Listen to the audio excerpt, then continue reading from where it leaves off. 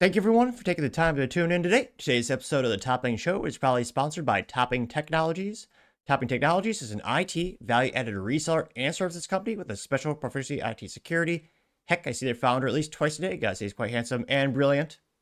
He's me, see, that's the joke. If you're an IT leader or business owner, reach out to the team at sales@toppingtechnologies.com. Also, still giving away a free flamethrower with every IT purchase with Picatinny rail adapter, so you can mount it to any standard AR-15, like all awesome accessories can be. Go to toppingtechnologies.com and click the flamethrower button to learn more and see me shooting a flamethrower. And lastly, trying to get to 5,000 subscribers by the end of the month, so if you can click that button and tell your friends, I would greatly appreciate it. Now going over to the business part podcast, you have the Mazda Miata with a V6 coming to the Americas thanks to a UK company. Perhaps the only useful thing the UK, probably the only useful thing the UK has done is in how many years? Quite a few. Now, this is brought to us thanks to Motor1.com. And there you can see there, little Mazda Miata with the cute pop-up headlights. And they say, quote, a UK company is bringing a V6 powered Miatas to Americas. They're using the Rocketeer says they're sticking a Jaguar V6 NA into MB Miatas. The result is a car that's no heavier and a lot more powerful. So it'll have the reliability of a Jaguar, which that's hilarious because yeah, notoriously they are not very reliable. Although maybe as reliable as a Ford, who's also had 40 recalls this year thus far. But another topic for another time, perhaps. Again, this is brought to us thanks to Motor1.com, specifically Chris Parkins, and he says, quote, one of the many great things about the Mazda Miata is that it's a great platform to build upon. A decent roomy engine bay in NAs and MBs accommodate a ton of engine swaps. Ford and Chevy V8s are very common. K-Series Honda engines are getting more and more popular as well. One company in the UK is Rocketeer is swapping out Jaguar V6s and they're now coming to America. They say that Rocketeer has just took a new round of funding and it's using the money to bring its wares to the US. Rocketeer calls their MX V6 appropriately and it's offered as a turnkey build or do-it-yourself kits. The intent is to bring turnkey and resto-modded cars to the United States.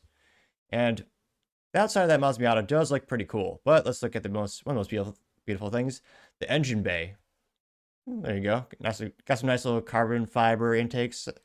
Now they say, shockingly, for a modern resto mod, the MX V6 conversion is relatively affordable, at least in the UK. The Rocketeer will convert your Miata for about $22,000, which, with labor, that's not terrible, actually. Now I say the DIY kits start at $8,000 for the hardware.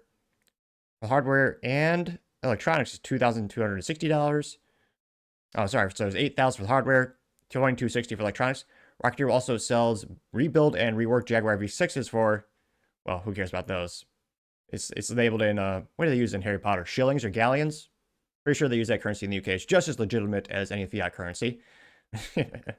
They say this Jaguar V6 might not be very familiar with Americans. The AJ30 is a naturally aspirated 60-degree 3-liter based on the very well-known Ford Duratec with a Cosworth design cylinder head. Jaguar debuted it in the S-Type and kept it in production up to the early versions of the first generation XF. It was also an option on the X-Type and XJ, and Ford borrowed it for the base Lincoln LS. Who doesn't aspire to have the power of a Lincoln? Now they also say the engine is all aluminum and is actually lighter than the NA and MB Miata's iron block 4-cylinder. In stock, it makes 280 horsepower, over 100 more than the turbocharged Mazda Speed Miata.